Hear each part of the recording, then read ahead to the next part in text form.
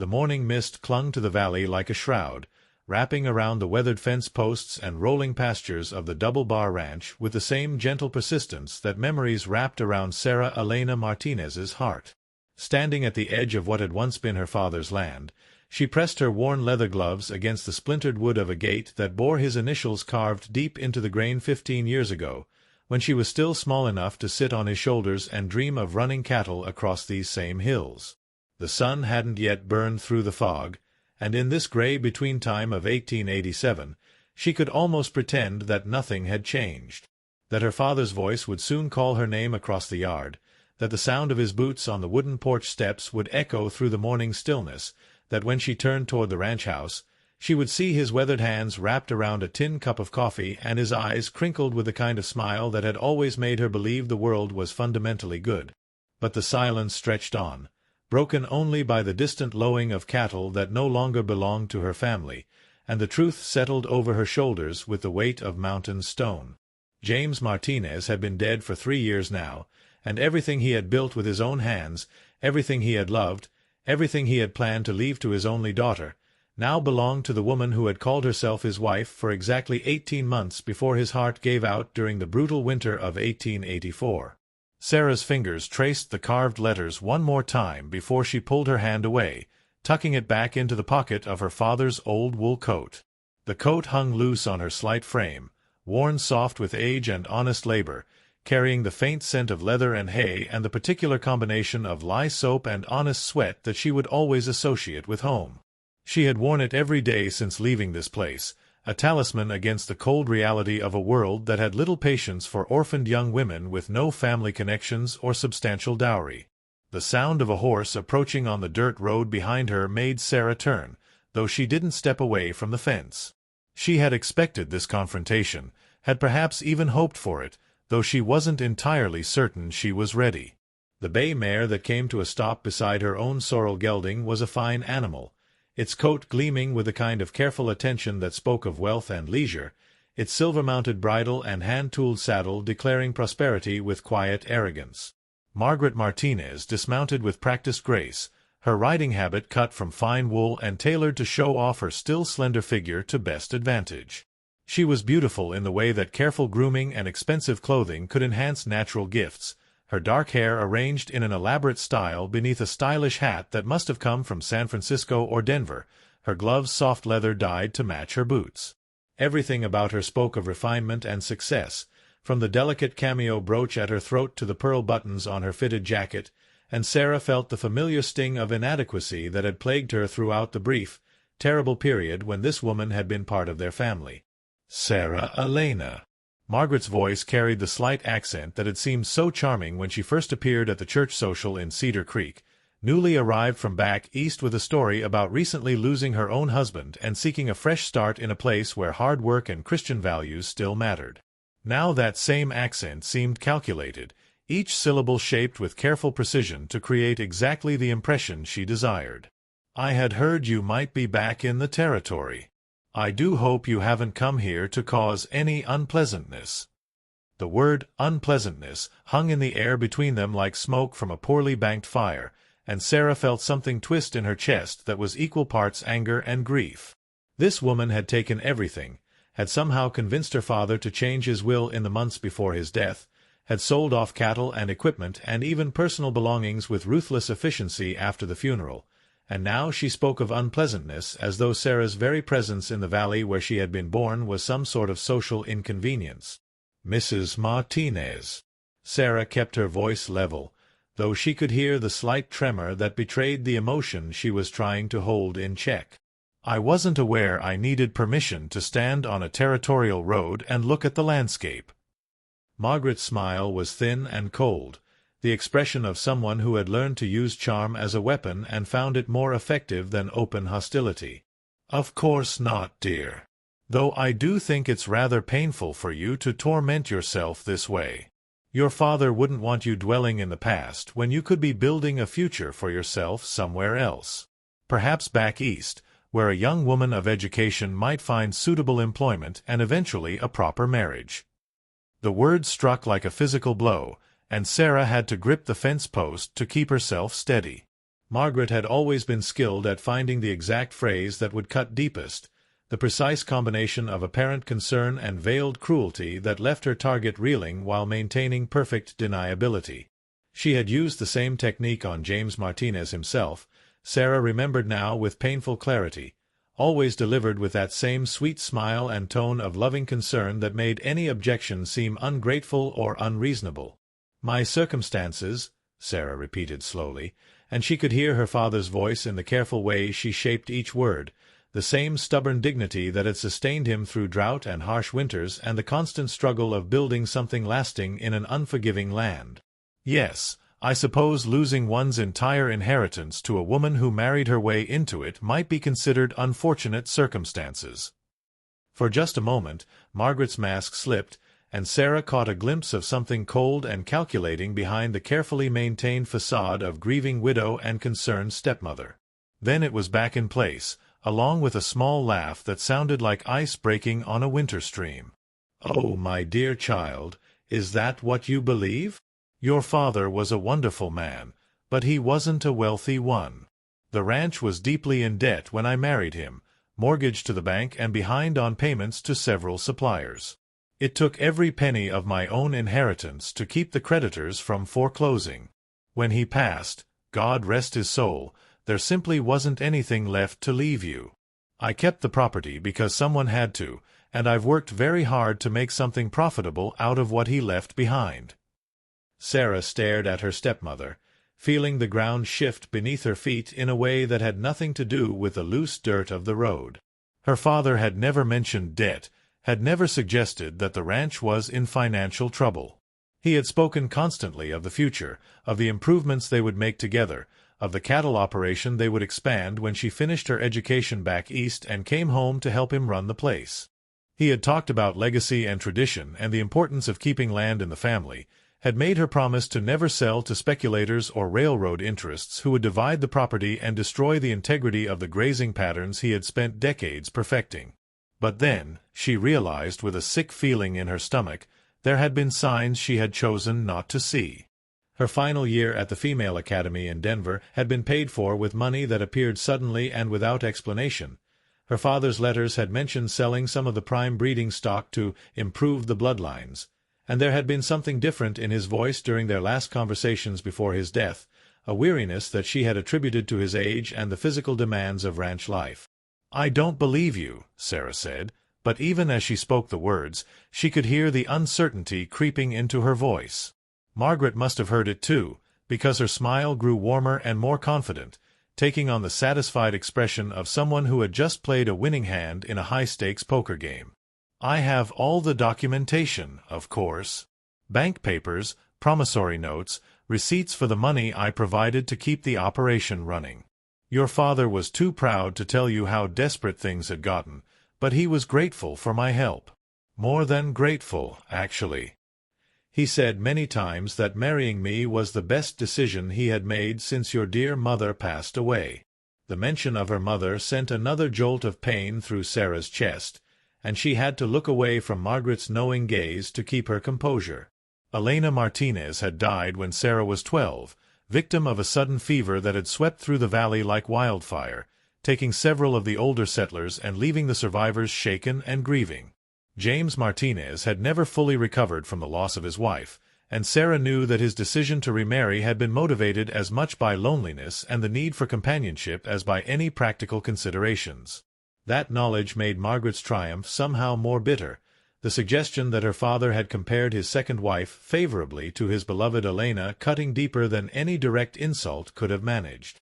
Sarah found herself wondering, not for the first time, whether her father had been in his right mind during those final months, whether grief and financial pressure and perhaps the beginning of the lung ailment that eventually killed him had affected his judgment in ways that made him vulnerable to a woman skilled at manipulation.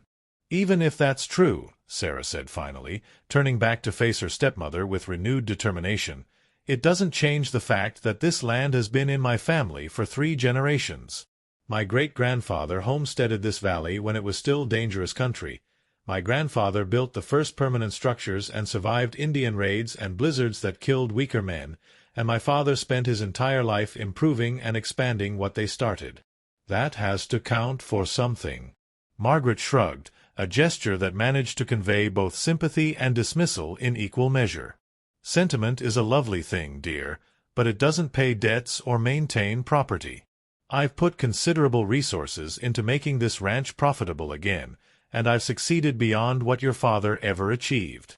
The cattle operation is thriving. I've expanded the horse breeding program, and I've even begun negotiations with some railroad investors about a spur line that could increase our shipping capacity substantially.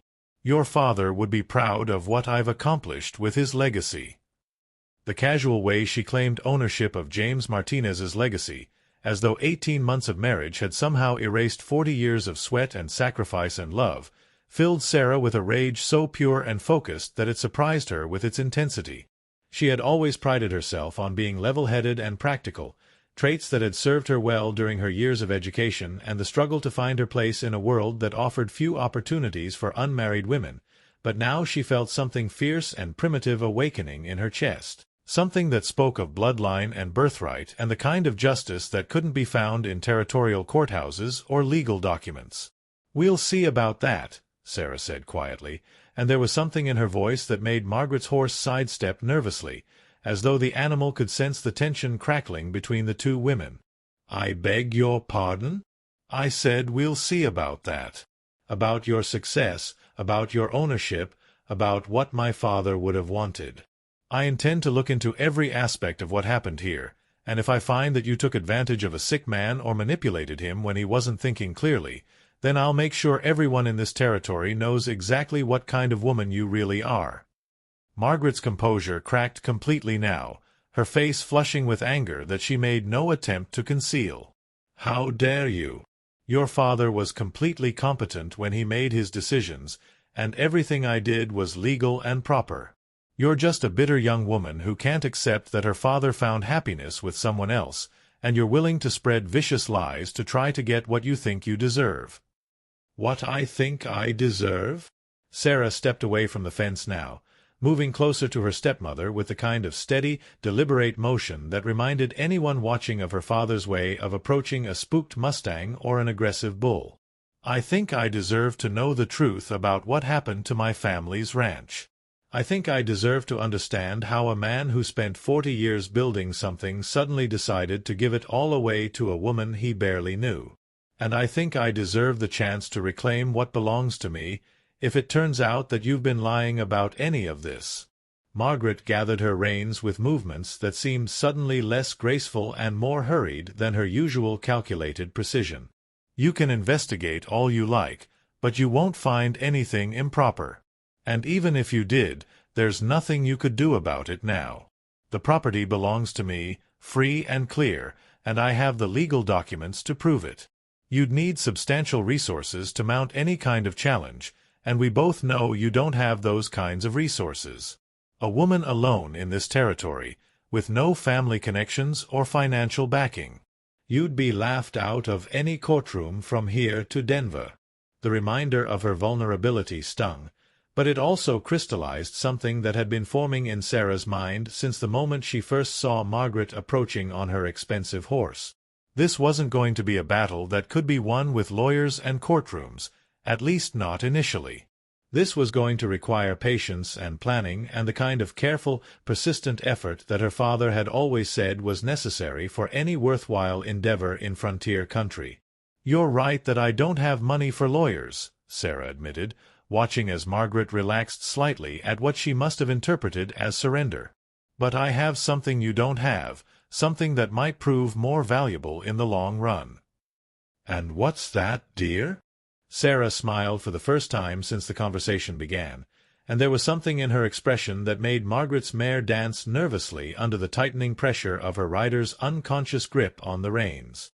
"I have time, and I have patience, and I have the love and respect of every person in this valley who knew my father and my family.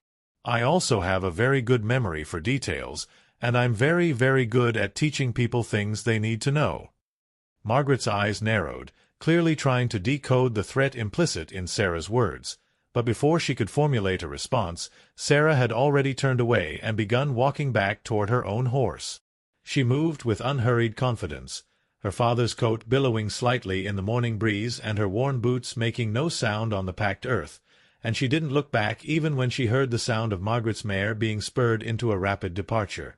As the hoofbeats faded down the road toward the main ranch buildings, Sarah stood beside her gelding and allowed herself to really look at the land spread out before her for the first time since arriving. The morning mist was beginning to lift now, revealing the familiar contours of hills and pastures that had been the landscape of her childhood dreams and adolescent plans. The grass was thick and green despite the advancing autumn season, speaking of good management and adequate rainfall, and she could see cattle scattered across the distant fields, dark shapes moving slowly against the backdrop of sage and wildflowers that painted the valley in shades of silver and gold. It was beautiful, more beautiful than she had allowed herself to remember during the years of exile and struggle that had followed her father's death. It was also clearly prosperous, which meant that Margaret had at least been truthful about her success in running the operation. But success built on stolen foundation was still theft, Sarah told herself firmly, and theft could be corrected if the victim had enough determination and the right kind of help. She mounted her horse and rode slowly toward the town of Cedar Creek, her mind already working on the first steps of what she was beginning to think of as her campaign to reclaim her birthright.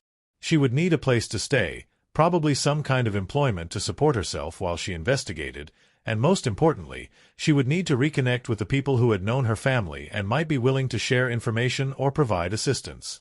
The town looked much the same as it had when she left 3 years ago, a collection of weathered wooden buildings clustered around a main street that managed to seem both timeless and slightly raw in the way of frontier communities that had grown up around the needs of ranchers and miners and the occasional passing wagon train. The general store still occupied the corner lot where it had been for 20 years, its false front and broad porch unchanged except for a new sign advertising patent medicines and ready-made clothing from back east. Next to it stood the bank, a more substantial frame structure that had always seemed slightly out of place among its humbler neighbors but had provided the financial stability that allowed the other businesses to flourish. Sarah tied her horse to the hitching post in front of the cafe where her father had always bought her peppermint sticks on their monthly trips to town, a ritual that had continued even after she was old enough to understand that such treats represented a significant expense for a family operating on the margins of frontier survival. The cafe was busier than she had expected for mid-morning on a weekday, filled with the kind of men who made their living with their hands and gathered in places like this to share news and opinions over coffee that was always strong and never fancy. The conversation died as soon as she walked through the door, replaced by the kind of respectful silence that she remembered from her childhood, when her presence as James Martinez's daughter had automatically commanded a certain level of attention and courtesy. Now she could feel the weight of their curiosity and speculation, the unspoken questions about why she had returned and what she intended to do about the situation that everyone knew about but no one discussed openly. "Sarah Elena Martinez," said a voice from the counter, and she turned to see Tom Bradley rising from his usual spot with the careful movements of a man whose joints had been worn down by decades of physical labor in harsh country. He had been her father's closest friend and most trusted neighbor, the one person James had always turned to for advice when facing difficult decisions about cattle or weather or the dozens of other challenges that could make or break a ranch operation, and his weathered face wore an expression of such genuine pleasure at seeing her that she felt tears prick at the corners of her eyes. "Mr. Bradley," she said, accepting the firm handshake he offered and noting that his grip was still strong despite the arthritis that had begun to twist his fingers. "It's good to see you again." "Good to see you too, girl. Been wondering when you'd make your way back here." His voice was carefully neutral, but she could hear the questions underlying the simple greeting, the same questions that were probably occupying the minds of every other man in the room. "Heard you've been teaching school down in New Mexico territory." "Yes, sir. In Las Cruces, mostly. Small schools, children of ranchers and miners who needed basic education." Sarah was aware that everyone in the cafe was listening to every word of their conversation, storing away details to be discussed and analyzed later in the kind of informal information network that connected every frontier community. "But I decided it was time to come home and see about family business." Tom Bradley's expression didn't change, but something shifted in his eyes that told her he understood exactly what kind of family business she meant. "Well, There's plenty of folks around here who remember your father fondly. James Martinez was a good man, and he raised a fine daughter. Anyone who knew him would be happy to help you with whatever you might need." The words were simple enough, but Sarah heard the deeper message they carried, the promise of support and assistance that would be crucial in the difficult months ahead. Tom Bradley's endorsement would carry weight with the other ranchers and businessmen in the area, men who had known her family for decades and had their own opinions about the circumstances surrounding her father's second marriage and its aftermath. "I appreciate that more than I can say," Sarah replied, and she meant every word. "I expect I'll be staying in town for a while, getting reacquainted with the area and catching up on everything that's happened since I've been gone." "Martha's boarding house still takes in respectable folks," Tom suggested, naming the widow who had been providing meals and clean rooms to travelers and temporary residents for as long as Sarah could remember. Clean beds, good food, and reasonable rates for someone planning an extended stay. "That sounds perfect." Sarah pulled her small leather purse from her coat pocket, checking the modest collection of coins and bills that represented her entire savings after 3 years of teaching in small frontier schools. It would be enough to pay for basic room and board for perhaps a month, maybe 2 if she was careful with her spending, but it wouldn't stretch much beyond that. She would need to find some source of income soon, or risk finding herself in the same desperate financial position that had apparently driven her father to seek help from Margaret. Tom Bradley must have noticed her quick calculation, because he leaned closer and lowered his voice to a level that wouldn't carry to the other tables. "If you're looking for work, the new schoolteacher they hired for the fall term took sick just after Labor Day. Doc Peterson says it's consumption, and she'll need to go back east to a sanatorium if she hopes to recover. School board's been scrambling to find a replacement, but qualified teachers are scarce in this part of the territory." Sarah felt a surge of hope mixed with practical relief. Teaching was work she knew how to do well, and a regular salary would give her the financial stability she would need to conduct a proper investigation into her father's affairs. More importantly, a teaching position would establish her as a permanent member of the community again, someone with legitimate reasons to stay in the area and ask questions about local business dealings. "Do you think they might consider hiring me?" she asked. "I know I left under difficult circumstances, and some people might have concerns about the family situation." Tom's weathered face split into something that might have been called a smile if it hadn't been tempered by years of frontier pragmatism. "Sarah Elena, you've got more education than anyone else within 50 miles of here, you grew up in this community, and everyone knows you come from good stock. The school board would be fools not to hire you, and whatever else you might say about the men who run this town, they're not fools when it comes to practical matters." The conversation was interrupted by the arrival of the cafe owner, a stout woman named Bessie who had been serving meals to hungry cowboys and travelers for the better part of 2 decades. She approached their table with the kind of purposeful stride that suggested she had been watching their conversation from behind the counter and had finally decided to insert herself into the discussion. "Sarah Elena Martinez," Bessie announced, as though her name were being called at a church social. "I heard you were back in town, and I wanted to say how sorry I was about your father. James was a good man, and what happened after he passed was a shame and a scandal." The blunt statement hung in the air like gunpowder smoke, and Sarah was aware that every other conversation in the cafe had stopped completely. Bessie had just done something that frontier etiquette usually prohibited, openly expressing an opinion about family business that most people would only discuss in private whispers. But she had also done something else, something that Sarah recognized as both a gift and a challenge. She had publicly declared her allegiance and invited Sarah to respond in kind. "Thank you for saying that," Sarah replied carefully, aware that her next words would be repeated throughout the community before sunset. "My father always spoke highly of the friends he had here in Cedar Creek. He said that a person could count themselves fortunate to be part of a community where neighbors looked out for each other and weren't afraid to speak the truth when it mattered." Bessie nodded approvingly, clearly satisfied that Sarah had understood and accepted the invitation to open hostilities. "Well, if there's anything you need while you're getting settled, you just let me know. Good meals at fair prices, and I've always got fresh coffee on the stove for folks who might need to sit and talk about important matters." The offer was another gift, Sarah realized. Bessie's Cafe was the unofficial information center for the entire valley, the place where news traveled fastest and opinions were formed and reformed based on the latest gossip and speculation.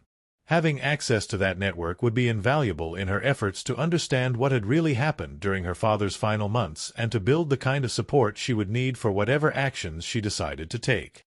"I'll certainly keep that in mind," Sarah said, then turned back to Tom Bradley.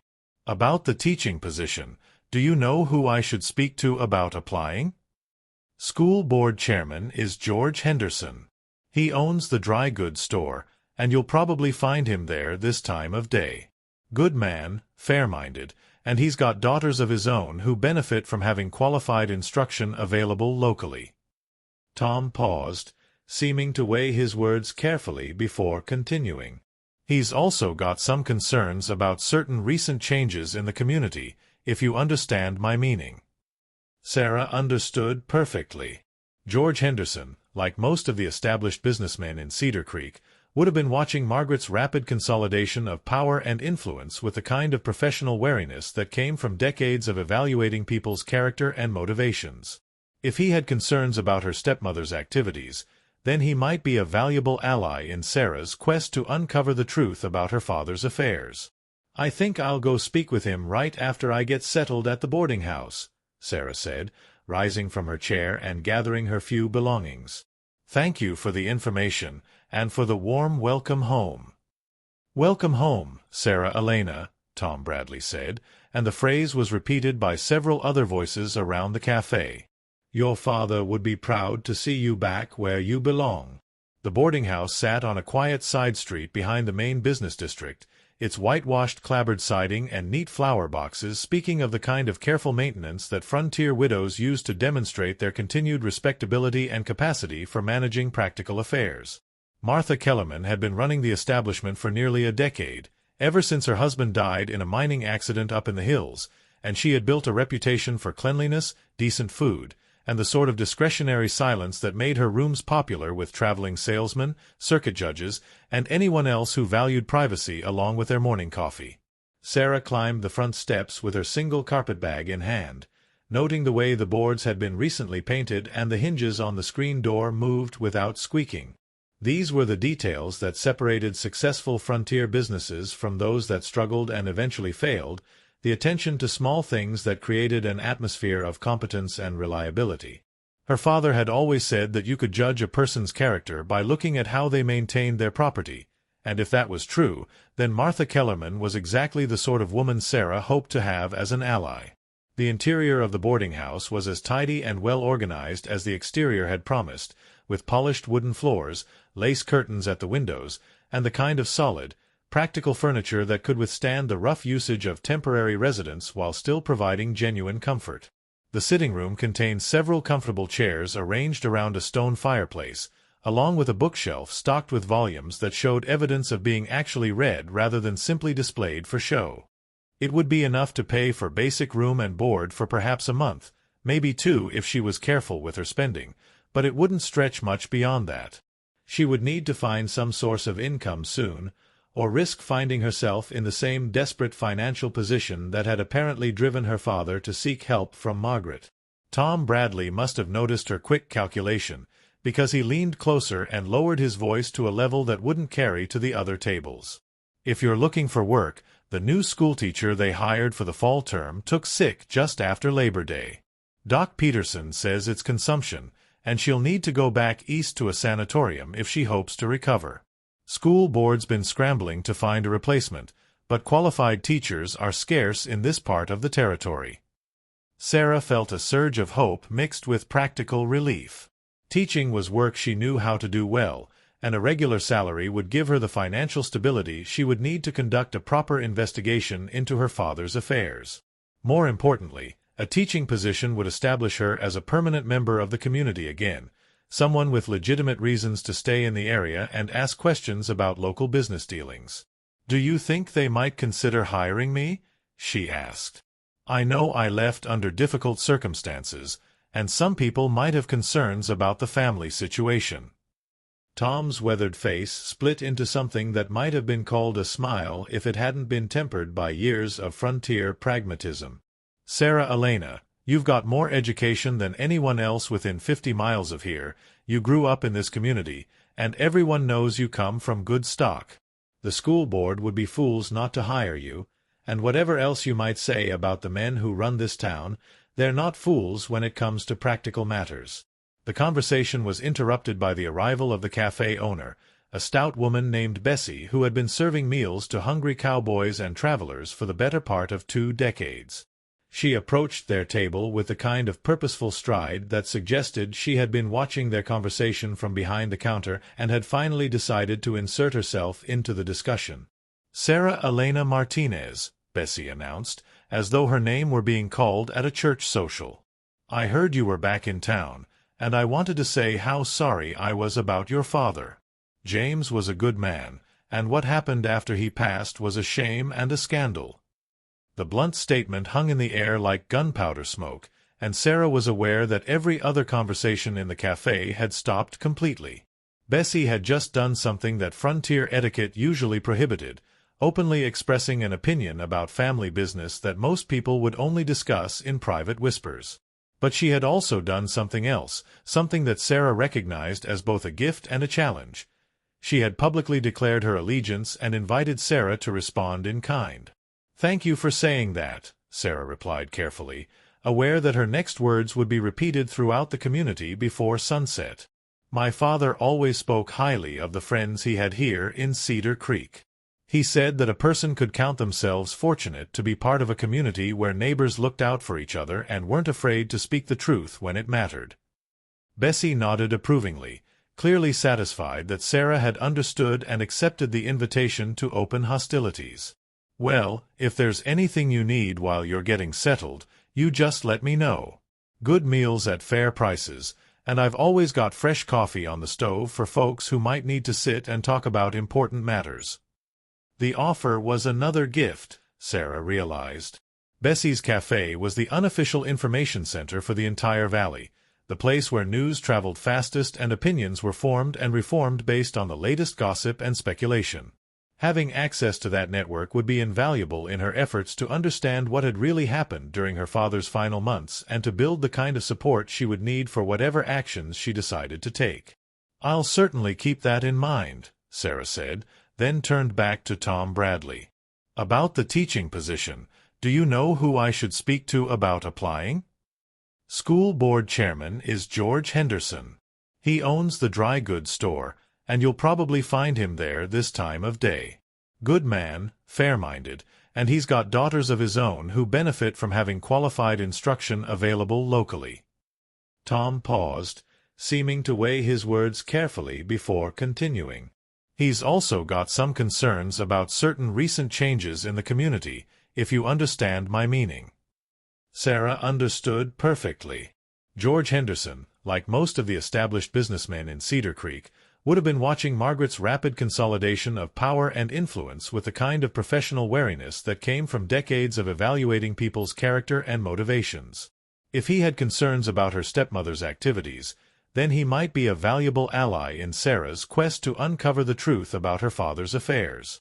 "I think I'll go speak with him right after I get settled at the boarding house," Sarah said, rising from her chair and gathering her few belongings. "Thank you for the information, and for the warm welcome home." "Welcome home, Sarah Elena," Tom Bradley said, and the phrase was repeated by several other voices around the cafe.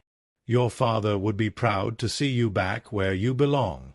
The boarding house sat on a quiet side street behind the main business district, its whitewashed clapboard siding and neat flower boxes speaking of the kind of careful maintenance that frontier widows use to demonstrate their continued respectability and capacity for managing practical affairs. Martha Kellerman had been running the establishment for nearly a decade, ever since her husband died in a mining accident up in the hills, and she had built a reputation for cleanliness, decent food, and the sort of discretionary silence that made her rooms popular with traveling salesmen, circuit judges, and anyone else who valued privacy along with their morning coffee. Sarah climbed the front steps with her single carpetbag in hand, noting the way the boards had been recently painted and the hinges on the screen door moved without squeaking. These were the details that separated successful frontier businesses from those that struggled and eventually failed, the attention to small things that created an atmosphere of competence and reliability. Her father had always said that you could judge a person's character by looking at how they maintained their property, and if that was true, then Martha Kellerman was exactly the sort of woman Sarah hoped to have as an ally. The interior of the boarding house was as tidy and well organized as the exterior had promised, with polished wooden floors, lace curtains at the windows, and the kind of solid, practical furniture that could withstand the rough usage of temporary residents while still providing genuine comfort. The sitting room contained several comfortable chairs arranged around a stone fireplace, along with a bookshelf stocked with volumes that showed evidence of being actually read rather than simply displayed for show. Martha herself appeared from what was presumably the kitchen, wiping her hands on a spotless apron and wearing the sort of genuine smile that couldn't be manufactured for business purposes. She was a woman of perhaps 45, with prematurely gray hair arranged in a simple but becoming style and the kind of quiet confidence that came from successfully managing her own affairs in a world that preferred women to be dependent on male relatives. "You must be Sarah Elena Martinez," Martha said, extending a work-roughened hand in greeting. "Tom Bradley stopped by earlier and said you might be looking for accommodation. I'm Martha Kellerman, and I'd be pleased to have you stay here for as long as you need." The speed with which news traveled in a small frontier community never failed to amaze Sarah, but she was grateful for Tom's consideration in smoothing the way for her arrival. "Thank you, Mrs. Kellerman. I'm hoping to stay for an extended period, perhaps several months, if that's acceptable and if we can work out reasonable terms. Please call me Martha. We don't stand on excessive ceremony here." Martha's eyes were kind but shrewd as she evaluated her potential long-term guest. "Tom mentioned that you're back to look into family matters, and that you might be interested in the teaching position. Both of those suggest you're planning to become part of the community again, rather than just passing through." "That's exactly right," Sarah confirmed, appreciating the older woman's directness. "I grew up here, and I have unfinished business that needs attention. I'm also hoping to contribute something useful while I'm getting my affairs in order." Martha nodded approvingly. "Then I think we'll get along just fine. Let me show you what I have available, and we can discuss arrangements." The room Martha showed her was on the second floor, facing east toward the mountains that formed the backdrop for the entire valley. It was simple but comfortable, with an iron bedstead covered in a colorful quilt, a washstand with pitcher and basin, a small writing desk positioned near the window, and a wardrobe large enough to hold considerably more clothing than Sarah currently owned. Most importantly, it was clean and private, with a solid door that locked and windows that opened to provide fresh air and natural light.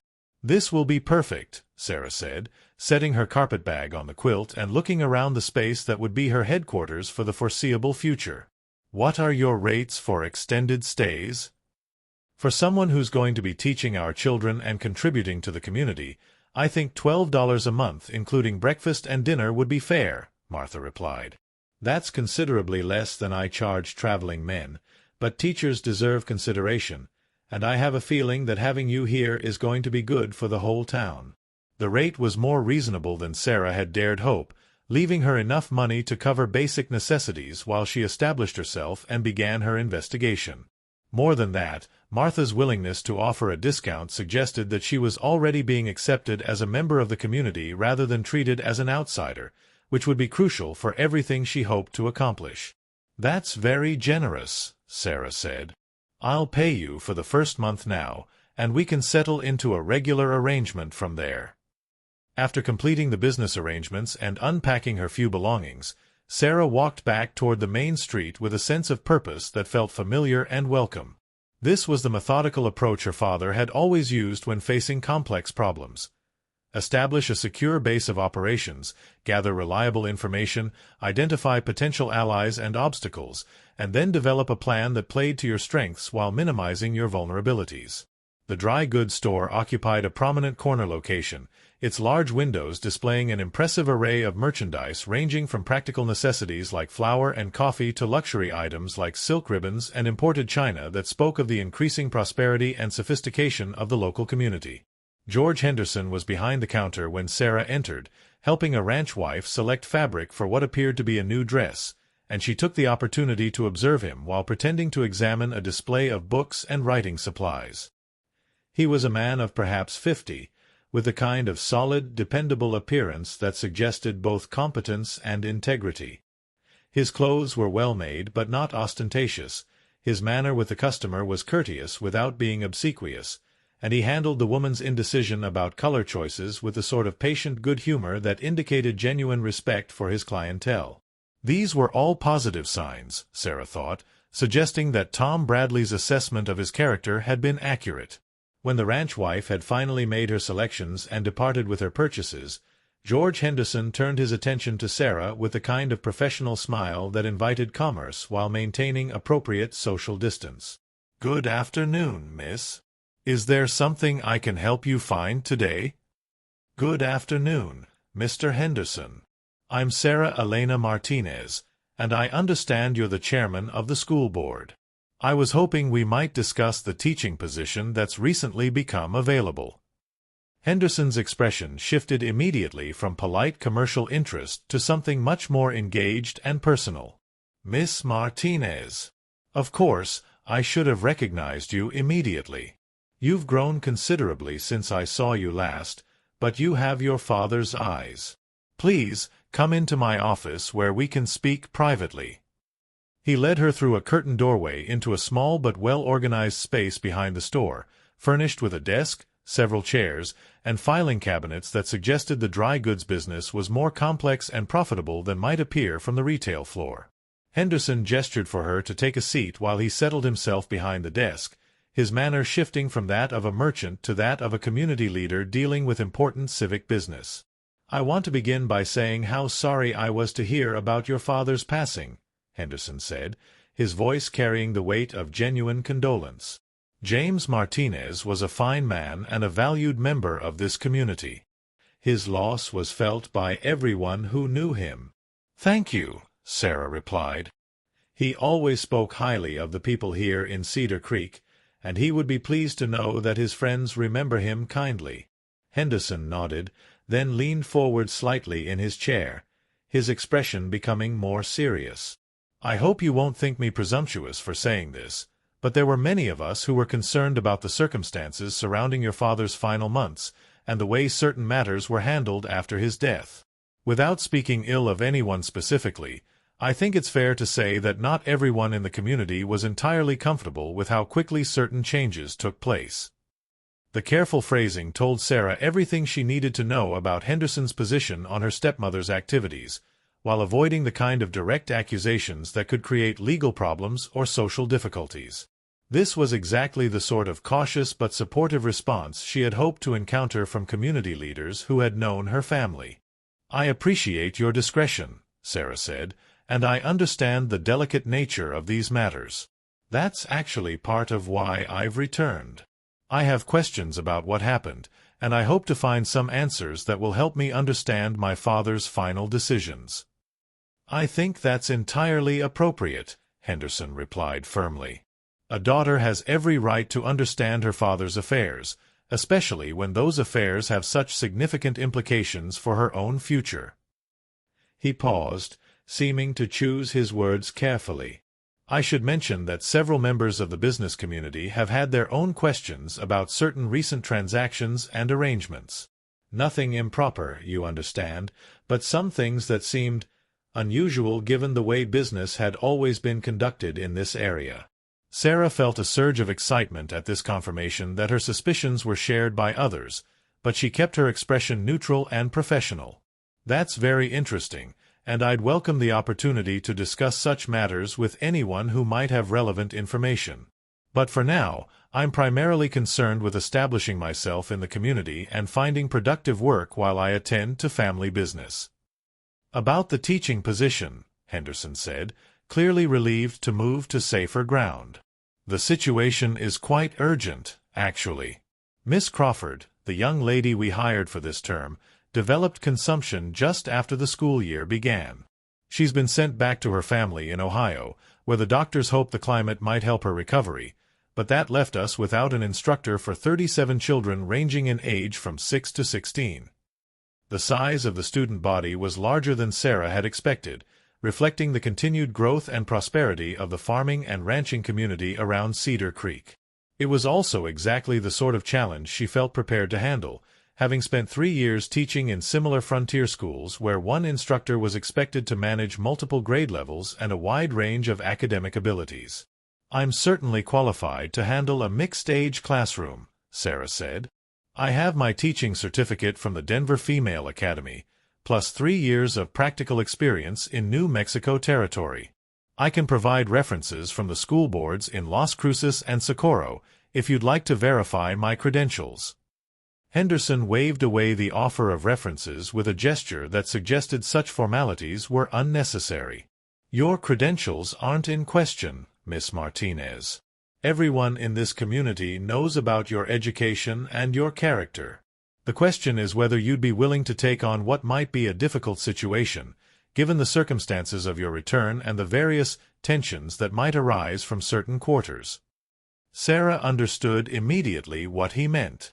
Margaret would not be pleased to have her stepdaughter established in a position of respect and influence in the community, particularly if that position gave Sarah regular contact with the families whose children attended the school. Many of those families were also customers and business partners of the various enterprises that Margaret had inherited or acquired, creating the potential for awkward social situations and divided loyalties. "I think I can handle whatever difficulties might arise," Sarah said with quiet confidence.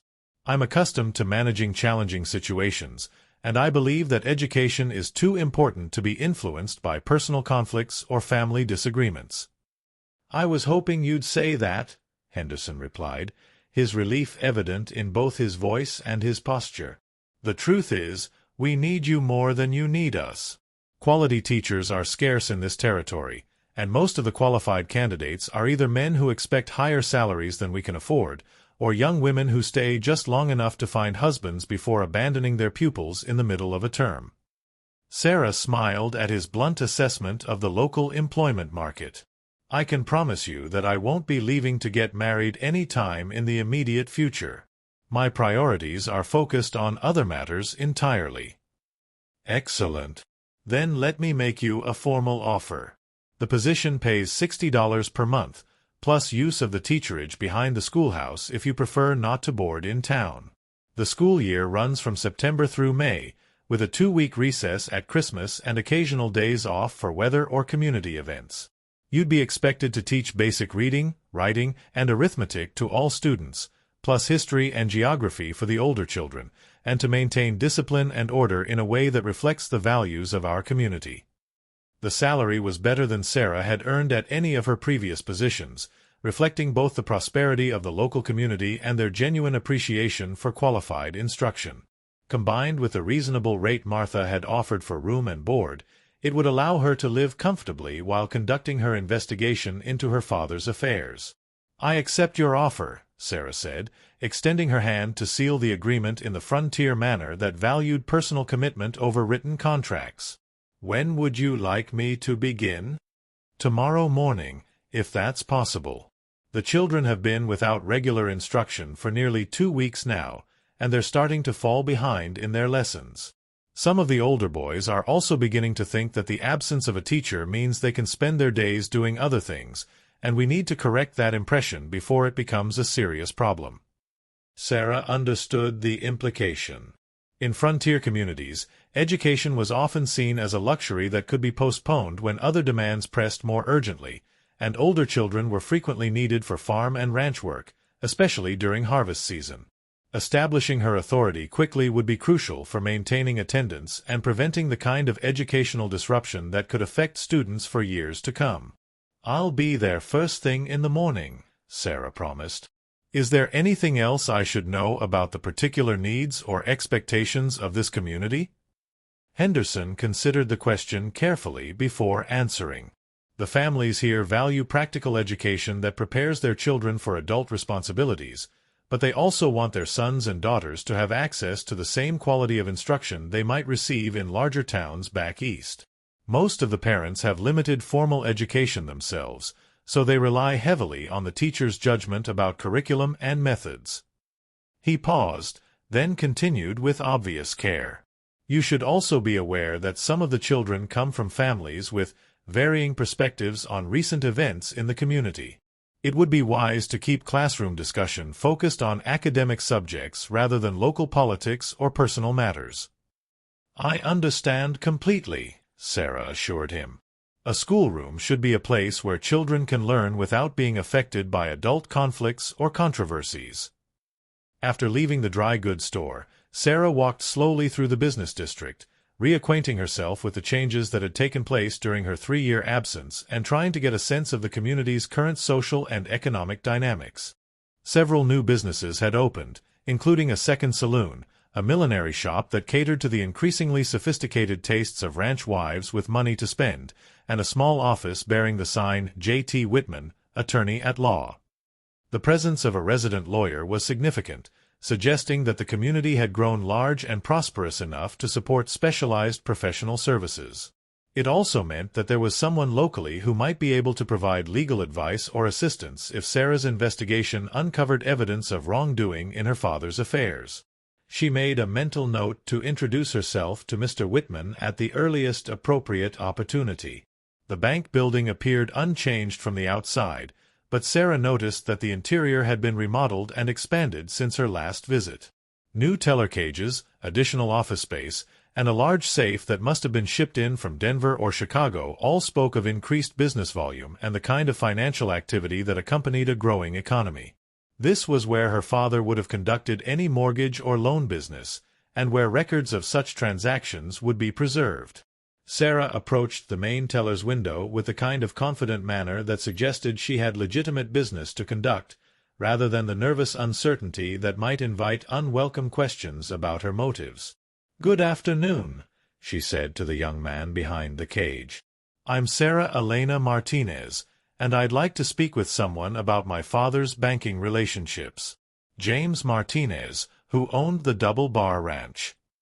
The teller's expression immediately became more formal and cautious, the natural response of a bank employee who had been trained to protect customer information and avoid discussions of sensitive financial matters. "I'm afraid I'd need to direct you to Mr. Patterson, our president, for that sort of inquiry. However, he's not available this afternoon. Could you come back tomorrow morning, perhaps around 10 o'clock? "That would be fine," Sarah agreed. "Should I bring any particular documentation or identification?" "Any papers you might have establishing your relationship to the account holder would be helpful," the teller replied carefully.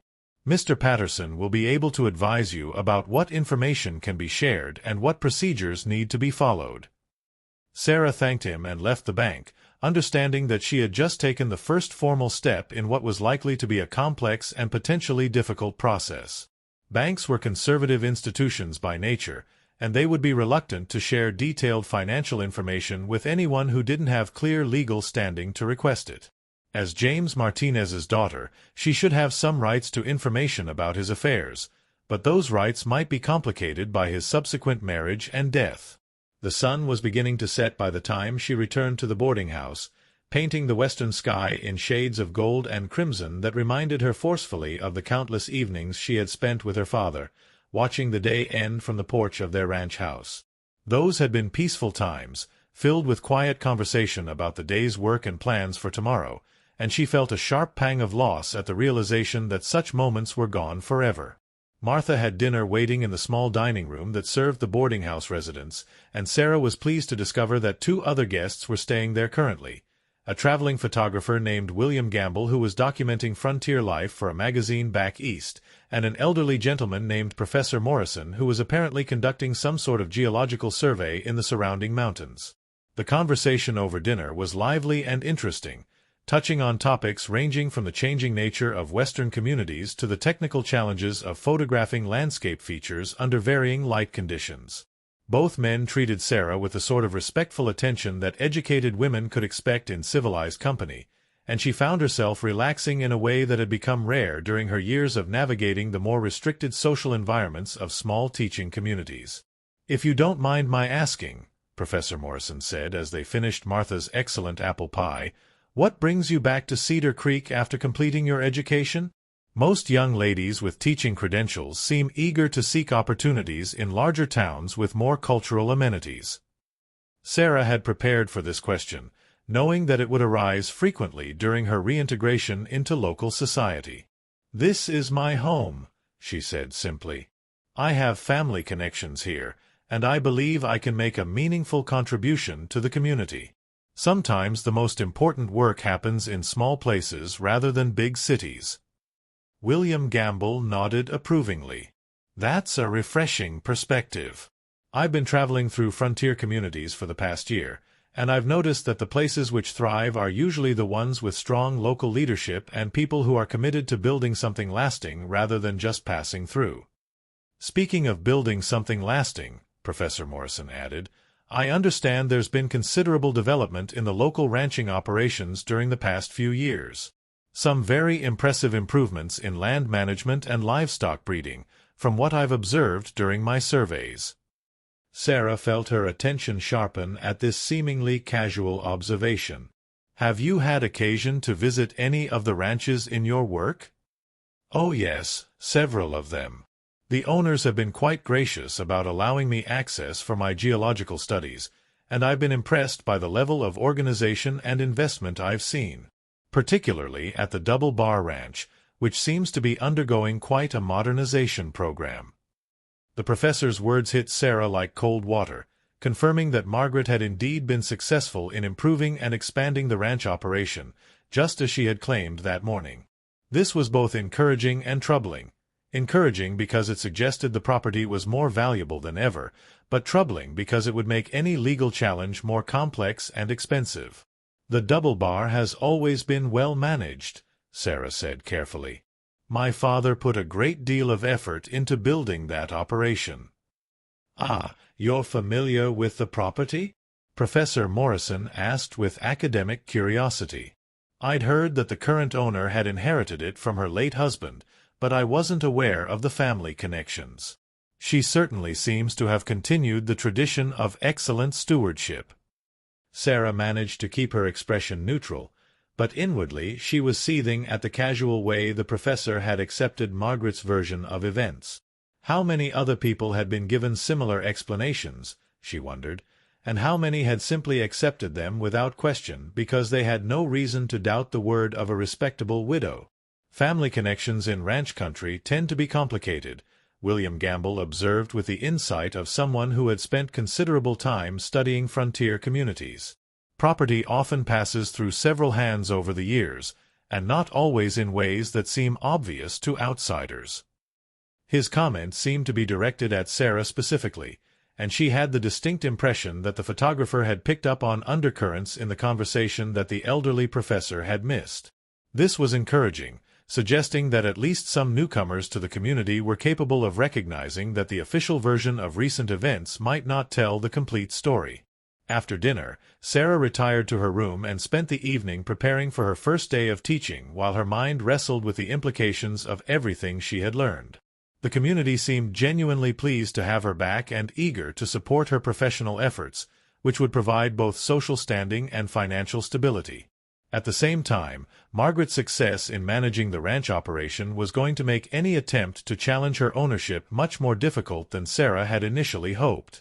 The legal questions surrounding her father's debts and Margaret's financial contributions would require careful investigation, probably with professional assistance that would be expensive and time-consuming.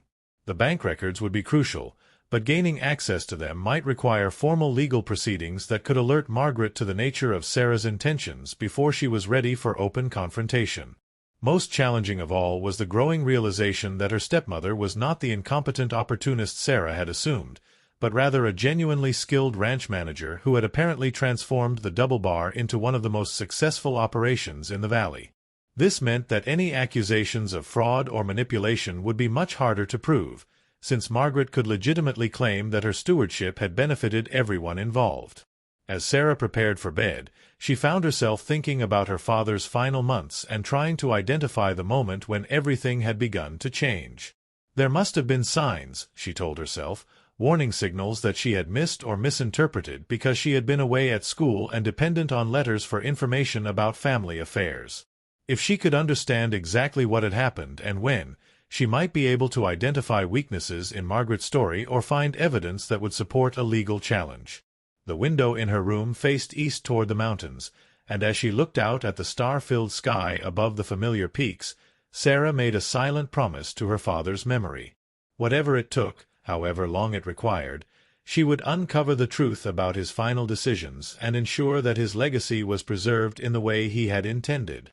Margaret might have won the first battle by gaining control of the ranch, but the war for James Martinez's true inheritance was just beginning. Tomorrow she would begin teaching the children of Cedar Creek, establishing herself as a permanent and respected member of the community. But she would also begin the careful, methodical investigation that would either vindicate her suspicions about her stepmother's manipulation or prove that her father had indeed made his choices freely and with full knowledge of their consequences. Either way, she would finally have the answers she needed to decide what kind of future was possible for the last surviving member of the Martinez family. The thought of facing a classroom full of frontier children after 3 years away from teaching was both exciting and slightly intimidating, but Sarah felt confident in her abilities and grateful for the opportunity to make a positive contribution while pursuing her larger goals. Education had always been important to her father, who believed that knowledge and character were the only forms of wealth that could never be stolen or lost, and she would honor his memory by ensuring that the next generation had access to the best instruction she could provide.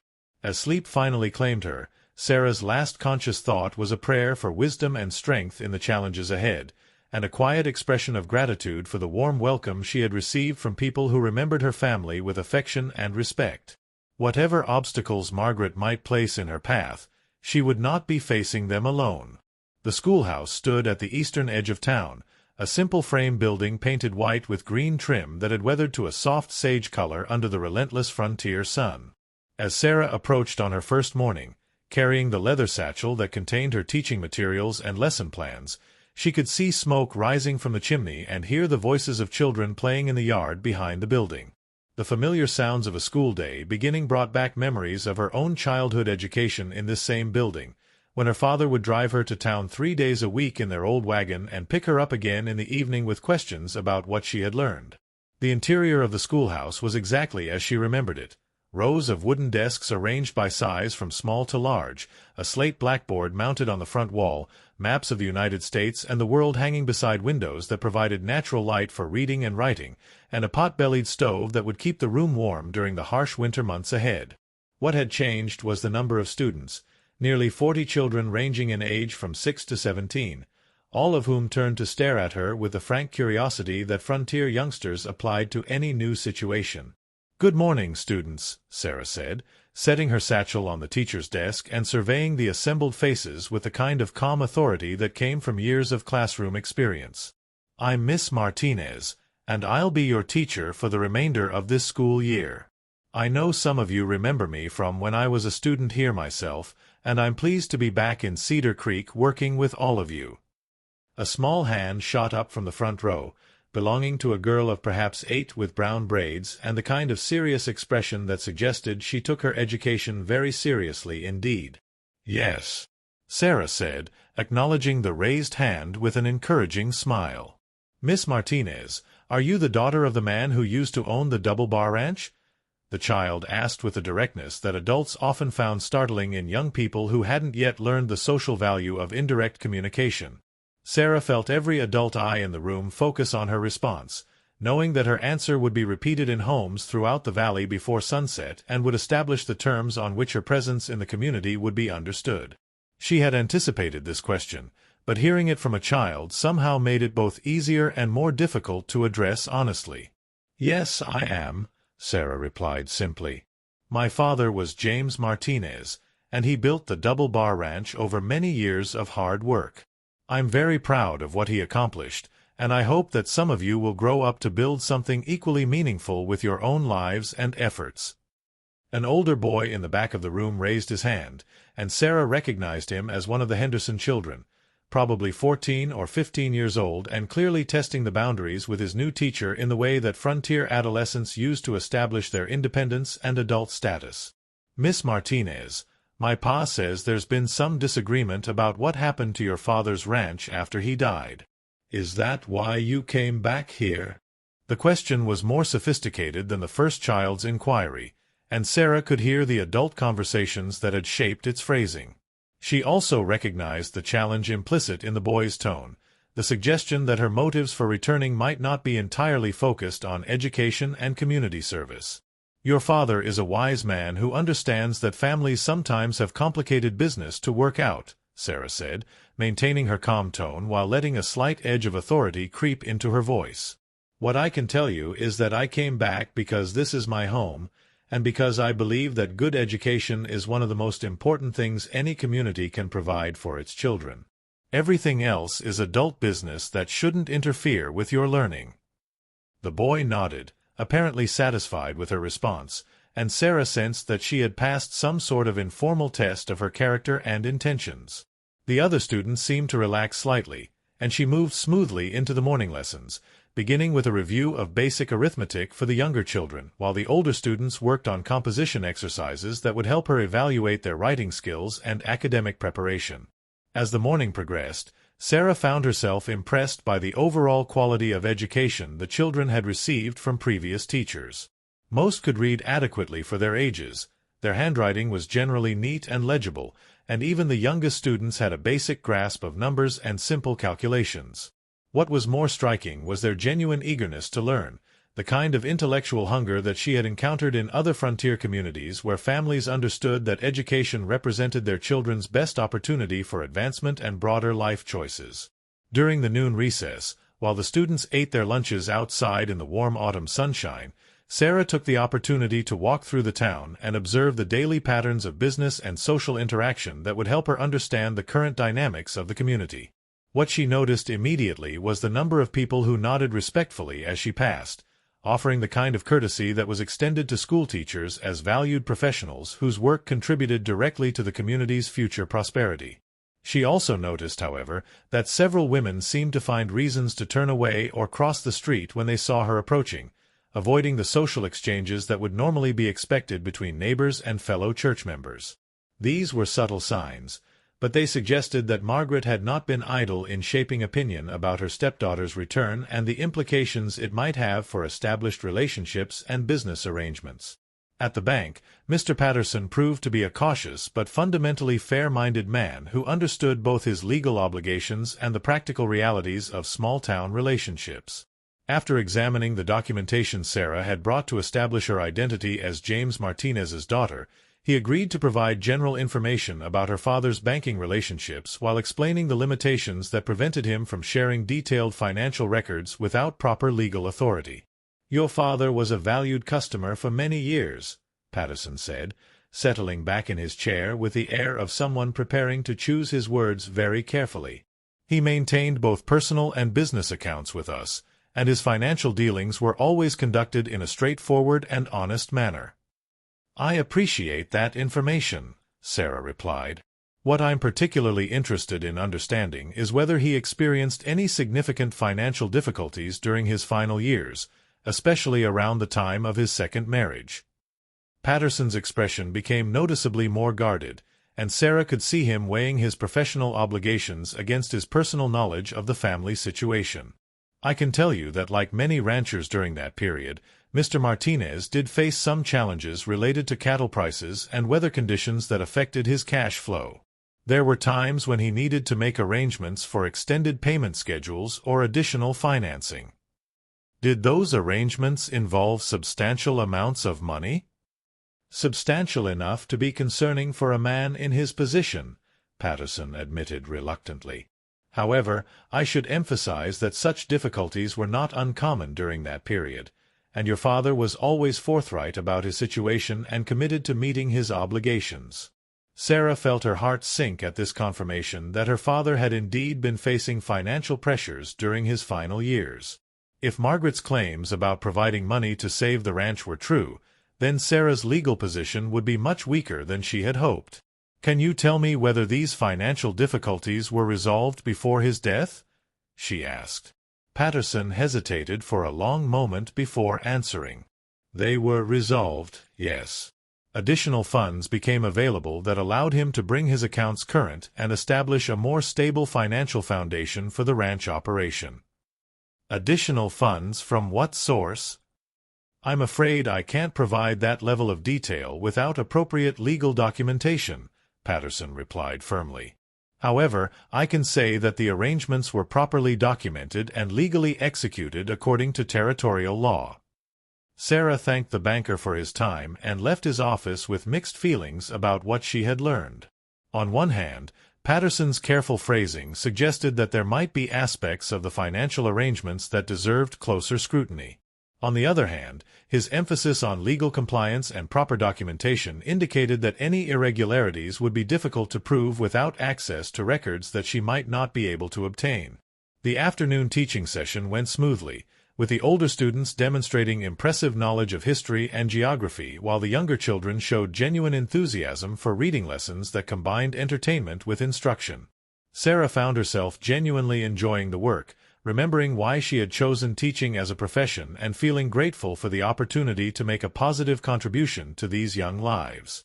As the school day ended and the children departed for their homes, Sarah remained behind to organize her materials and plan lessons for the following day. The quiet of the empty schoolhouse gave her time to think about everything she had learned during her first day back in Cedar Creek, and to consider her next steps in the investigation of her father's affairs. The sound of footsteps on the wooden porch interrupted her contemplation, and she looked up to see a woman of perhaps 30 entering the schoolhouse with the confident manner of someone who had legitimate business to conduct. She was well dressed but not ostentatious, with a kind of practical elegance that suggested both good taste and sensible priorities, and her manner was friendly but respectful as she approached Sarah's desk. "Miss Martinez? I'm Elizabeth Crenshaw, and my 2 youngest children are in your class. I wanted to introduce myself and thank you for taking on this position under such challenging circumstances." Sarah recognized the name as belonging to one of the more prosperous ranching families in the area, and she recalled that the Crenshaw children had been among the most attentive and well-prepared students during the day's lessons. "It's a pleasure to meet you, Mrs. Crenshaw," Sarah replied, rising from her desk to accept the handshake the other woman offered. "Your children seem to be excellent students, and I'm looking forward to working with them this year." "They're excited about having a new teacher, especially one with your qualifications and local connections," Elizabeth said, then paused as though weighing whether to continue with something more sensitive. "I hope you won't think me presumptuous, but I wanted you to know that there are many of us in this community who have questions about recent events, and who would be willing to help if you need assistance with anything." The carefully phrased offer was exactly what Sarah had been hoping to hear, confirmation that her suspicions about her father's affairs were shared by other members of the community who might be willing to provide information or support. "That's very kind of you," Sarah said. "I have to admit that there are aspects of my father's final months that I don't fully understand, and I would welcome the opportunity to learn more about what happened during that period." Elizabeth nodded, her expression becoming more serious. "Perhaps we could arrange to meet privately sometime soon. There are things that several of us observed or heard during that time, things that might be helpful for you to know as you try to understand the complete picture." "I would appreciate that very much," Sarah said. "Could we perhaps meet at Martha Kellerman's boarding house? She seems to understand the value of discretionary conversation." "That would be perfect. Would tomorrow evening after dinner be convenient?" Sarah agreed to the meeting, and after Elizabeth departed, she remained at her desk thinking about the implications of what had just transpired. The offer of help from respected community members was encouraging, but it also meant that her investigation was becoming more visible and would probably reach Margaret's attention sooner than she had originally planned. That evening at the boarding house, Sarah found herself engaged in another interesting conversation with her fellow residents, this time joined by Martha herself, who seemed to enjoy the intellectual stimulation that came from having educated guests at her table. "I heard you had quite a successful first day at the school," Martha said as she served a hearty dinner of beef stew and fresh bread. Several people mentioned how pleased they were with your handling of the children. They're good students, Sarah replied, eager to learn and respectful of the educational process. It makes teaching a genuine pleasure rather than a constant struggle for discipline and attention. Professor Morrison looked up from his stew with academic curiosity. I've been wondering about the educational philosophy in frontier communities like this one. Do parents generally emphasize practical skills, or are they interested in broader intellectual development for their children? Both, actually, Sarah said, considering the question carefully. Most frontier families understand that their children will need practical skills to succeed in agricultural or ranching occupations, but they also recognize that education provides opportunities for advancement and broader life choices. They want their sons and daughters to be prepared for whatever the future might hold. William Gamble, the traveling photographer, nodded approvingly. That's been my observation as well. The most successful frontier communities seem to be those that balance practical necessity with intellectual aspiration. Speaking of intellectual aspiration, Martha interjected with a slight smile, I understand you've been asking questions about family business matters as well as educational ones. I hope you're finding the people here cooperative and helpful. Sarah recognized the gentle inquiry for what it was, Martha's way of offering assistance while maintaining the kind of discretion that made her boarding house popular with people who valued privacy. Everyone has been very kind, Sarah replied carefully. I'm still trying to understand some things about my father's final years, and I appreciate the patience people have shown with my questions. Your father was well respected in this community, Professor Morrison observed. I've heard his name mentioned several times during my geological surveys, always with admiration for his character and his achievements as a rancher. That means a great deal to me, Sarah said sincerely. He would have been pleased to know that his neighbors remembered him fondly. What Professor Morrison said next, however, caught Sarah completely off guard. I should mention that during my survey work last month, I had occasion to examine some of the geological formations on the Double Bar Ranch property. Fascinating limestone deposits that suggest potential mineral resources, particularly in the northern sections near the mountain foothills.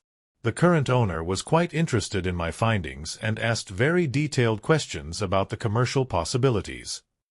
Sarah felt her pulse quicken at this unexpected information. If there were potentially valuable mineral deposits on the ranch property, that would provide a powerful motive for Margaret's determination to gain and hold control of the land. It would also explain her willingness to invest substantial sums in improving the surface operations, since those improvements would help disguise her real interest in what lay beneath the ground.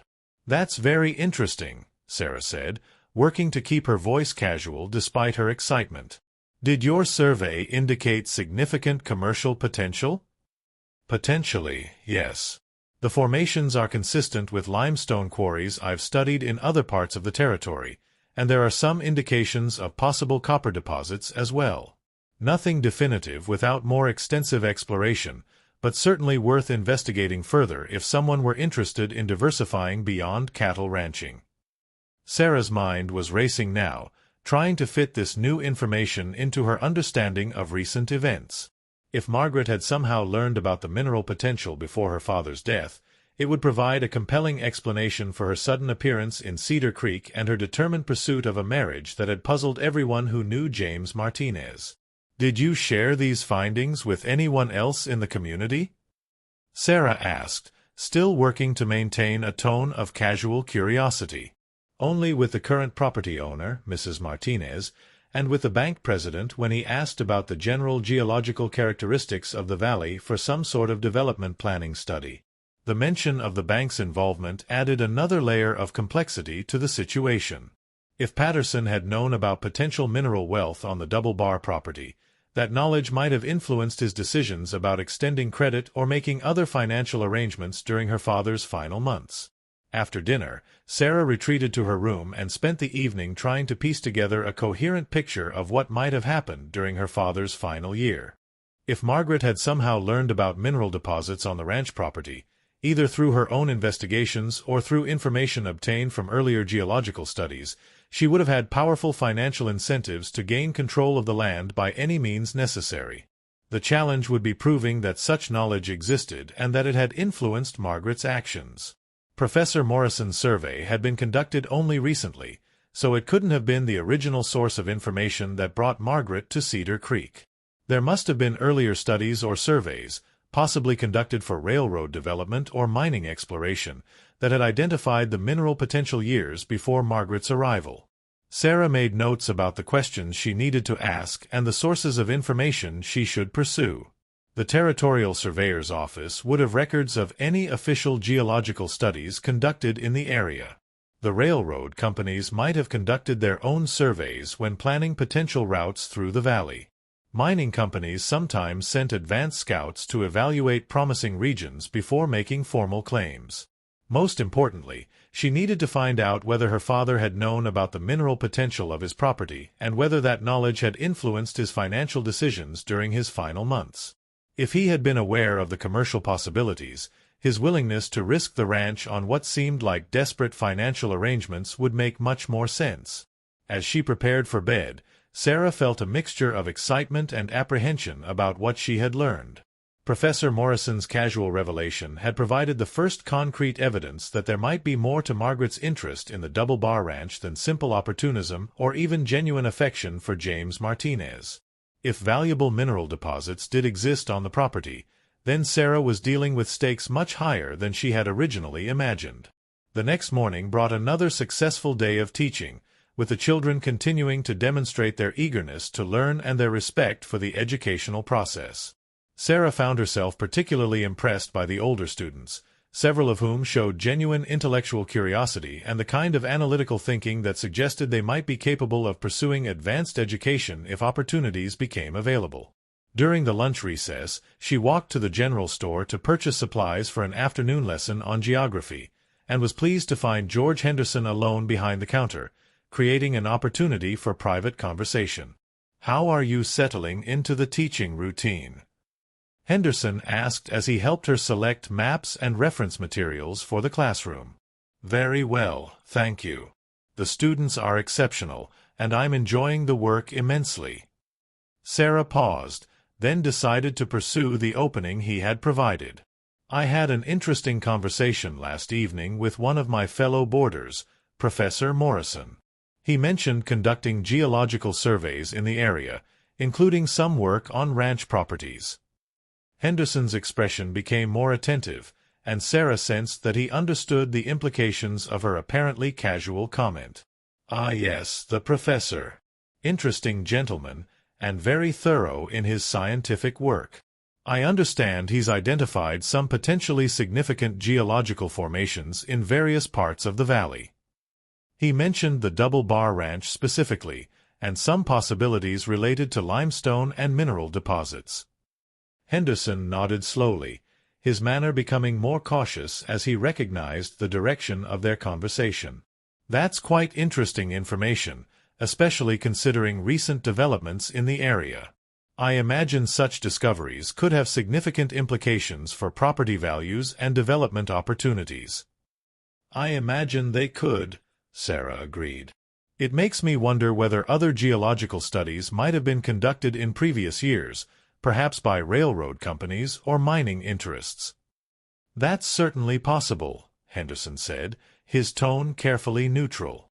"Such studies are often conducted years before any actual development takes place, and the results aren't always widely publicized." Sarah understood that Henderson was being deliberately vague to avoid saying anything that might create problems for himself or others, but his responses suggested that he was aware of information that might be relevant to her investigation. If someone were interested in researching the history of geological surveys in this area, where might they find such information? Henderson considered the question carefully before answering. The Territorial Surveyor's Office in Denver would have records of any official studies.